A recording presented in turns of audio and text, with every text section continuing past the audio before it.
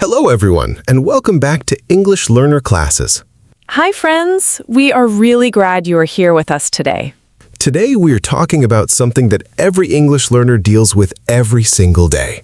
Yes, and it is something that can make you feel embarrassed or frustrated in the middle of a conversation. We are talking about making mistakes while you are speaking, and more importantly, how to correct yourself in a natural and confident way. This is called a fluency strategy, and today we're going to teach you exactly how to use it. By the end of this lesson, you will feel much more comfortable when you make a mistake while speaking because you will know exactly what to do. And trust us, every speaker makes mistakes. Native speakers make mistakes too. The difference is they know how to handle them smoothly. So, let us get into it. First, let's talk about what happens when most learners make a mistake while speaking. Usually, one of two things happens.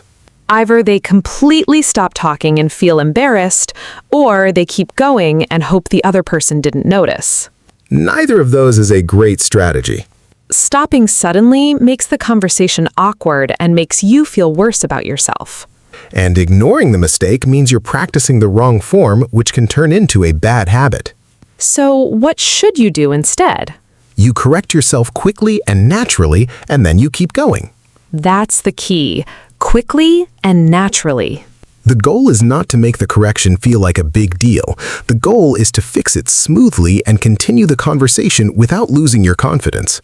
And trust us, you can make quick corrections without feeling embarrassed. And today, we're going to teach you exactly how to do that. Let us start with something very important.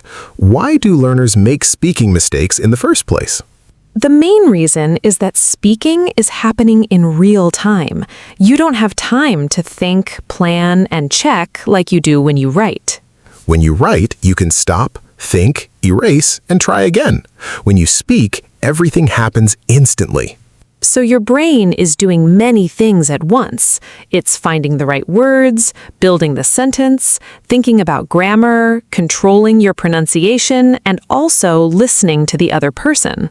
That's a lot of work, and sometimes something goes wrong. And that's completely normal. It doesn't mean your English is bad, it means you're human. The good news is, there are very simple phrases and techniques you can use to correct yourself smoothly without losing the flow of the conversation. Let's look at these techniques one by one. Technique 1. Use a self-correction phrase. A self-correction phrase is a short expression you say right after you notice a mistake before you give the correct version. These phrases signal to the listener that you are fixing something you just said. And they sound completely natural. Native speakers use them all the time. Here are the most common self-correction phrases. I mean, this is the most common and most natural one. You use it when you want to replace what you just said with the correct version. I went to the store yesterday. I went last week. I was talking to she. I was talking to her. I mean is short, smooth, and very easy to use. Make this your go-to phrase. Or rather, this is slightly more formal. You use it when you want to give a more accurate or precise version of what you said. It was a fast decision, or rather, it was a sudden decision. What I mean is, this is useful when you want to explain yourself more clearly after feeling like your sentence was confusing. It's hard. What I mean is, it takes a lot of time and patience. Sorry, I meant to say, you use this when you clearly said the wrong word and you want to correct it politely.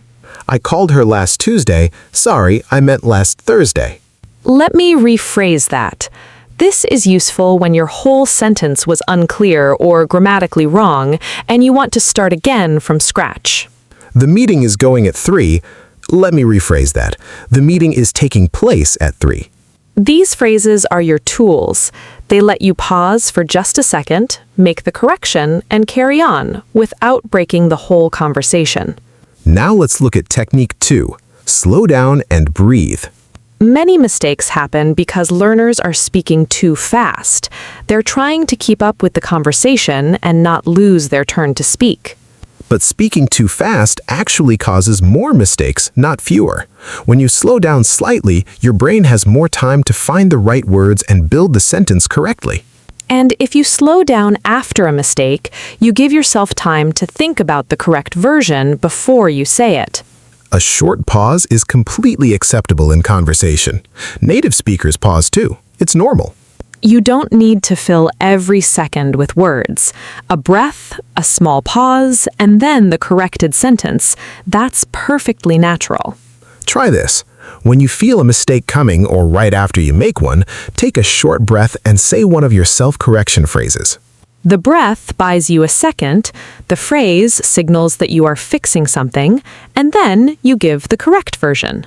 Slow down, breathe, correct. Slow down, breathe, correct. With practice, this becomes automatic.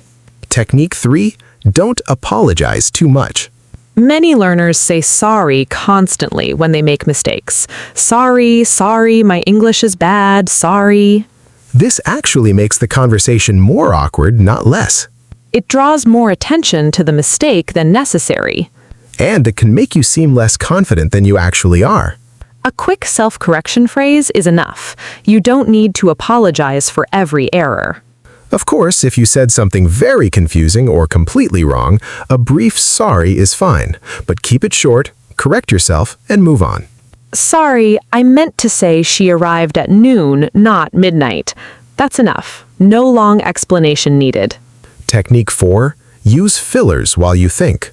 Fillers are small sounds and words that give your brain a moment to catch up.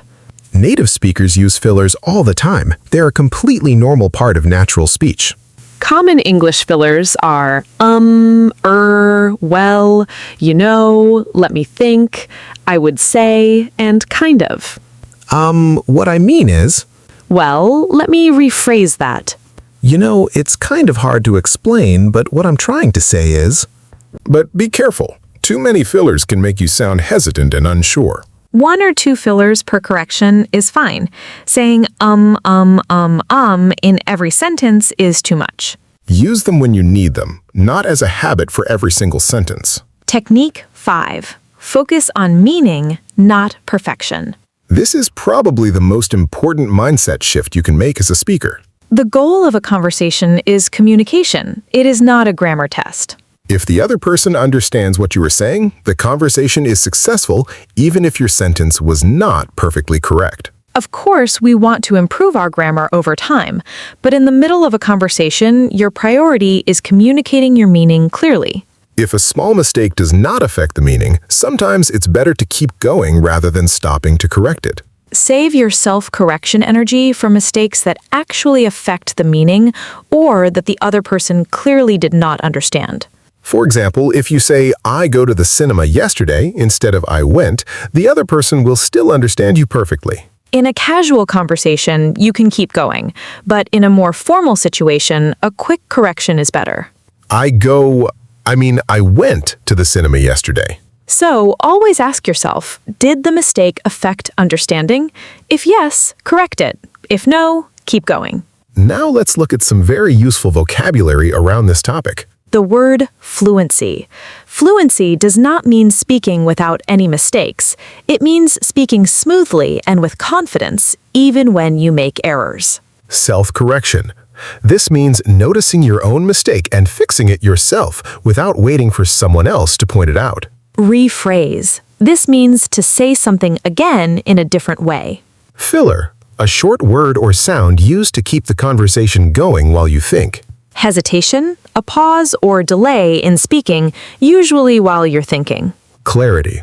This means how clear and easy to understand your speech is. Flow. In conversation, flow means the smooth, natural movement from one idea to the next without big stops or breaks. These words will help you talk about speaking skills in English, which is a skill in itself. Now, let's listen to some examples of self-correction in action. Without self-correction, yesterday I go to the park and I see my friend and we talk for a long time. That is understandable, but it sounds hesitant and unsure. With self-correction, yesterday I went to the park and I saw my friend. We talked for a long time. That sounds much more natural and confident. The correction was quick and smooth. Another example without self-correction, she told to me that she has arrived tomorrow. With self-correction, she told me that she is arriving tomorrow. The corrected version has two fixes, removing the wrong to and fixing is arrive to is arriving, both done quickly and naturally. And the conversation continues without a major break. That's the goal. Fix it and keep going. Now, let's talk about some common mistakes learners make when trying to self-correct. Mistake 1. Overcorrecting and losing the thread of the conversation. Sometimes learners correct themselves so many times in one sentence that they completely lose track of what they were trying to say. I go, I went, I had go, I have gone. I go. If this happens, stop, take a breath, and start the sentence fresh from the beginning. Let me start again. I went to the park yesterday. Simple and clear. Mistake 2. Correcting yourself in the wrong place in the sentence. You should correct yourself as soon as you notice the mistake or right after you finish the incorrect word or phrase. Incorrect. I went to her house.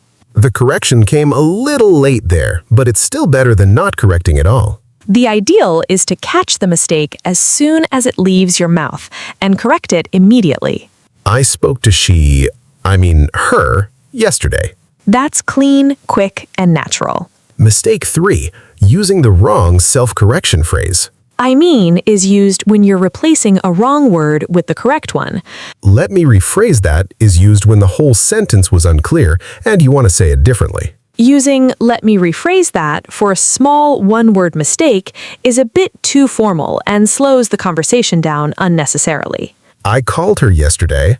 Let me rephrase that. I called her last week. That works. But I called she. Let me rephrase that. I called her. That's too heavy for a small pronoun mistake. For small mistakes, use or sorry, I meant. For bigger, more complex corrections, use let me rephrase that or what I mean is.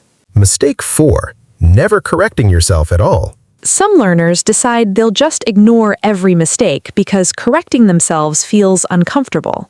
But if you never correct yourself, you're practicing the wrong form, and over time, incorrect patterns become habits. Your brain learns what it hears and practices most. So if you always say, I go, instead of I went, your brain will think that's correct. Self-correction is how you teach your brain the right form while you speak. It doesn't have to be every mistake, but for common errors you know about, make the effort to catch and correct them. Mistake 5. Feeling so ashamed after a mistake that you stop speaking altogether. This is the most damaging mistake of all because silence doesn't teach you anything. When you speak, you practice. When you practice and make mistakes, you learn. When you correct those mistakes, you improve. That's the cycle of real fluency. Speak, notice, correct, and continue. Now let's do a quick practice together. We'll say a sentence with a mistake and think about how to correct it using one of the phrases we learned. Sentence 1. He is very talented at drawing. Correction. He is very talented at drawing. Sentence 2. I agree with what you said. Correction. I agree with what you said. Sentence 3. We was at the same school together. Correction. We were at the same school together. Sentence 4. She explained me the problem. Correction. She explained the problem to me. Excellent. Each correction was quick, smooth, and natural. The conversation would continue without a big interruption. That's exactly the skill we're practicing today. Let's do a final review. There are 5 key techniques for correcting yourself in a live conversation. 1. Use a self-correction phrase. The most useful are or rather, what I mean is, sorry, I meant, and let me rephrase that. 2. Slow down and breathe. A short pause gives your brain time to find the right words. 3. Don't apologize too much. A quick fix is enough. Keep moving forward. 4. Use fillers while you think. Well, you know, and let me think are all natural and helpful. 5. Focus on meaning, not perfection. If the meaning is clear, the conversation is working. And remember the cycle. Speak, notice, correct, and continue. Speaking confidently isn't about never making mistakes. It's about handling mistakes so smoothly that they don't stop you. And now you have the tools to do exactly that. Thank you so much for watching English Learner classes today. Don't forget to subscribe to English Learner classes for more easy and practical English lessons. Keep learning, keep improving, and see you in the next lesson. Bye, everyone. Bye.